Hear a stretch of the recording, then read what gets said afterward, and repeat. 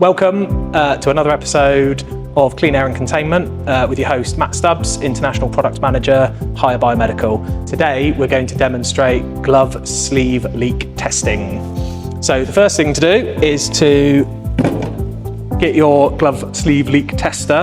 This is a connected one. There are wireless options available, Bluetooth, RFID. This one's the sort of entry-level option, so it's physically connected to the isolator. So step one, replace the tester and press the button to secure.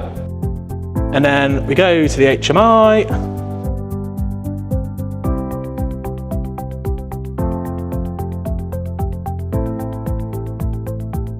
Press start. That's it, easy peasy.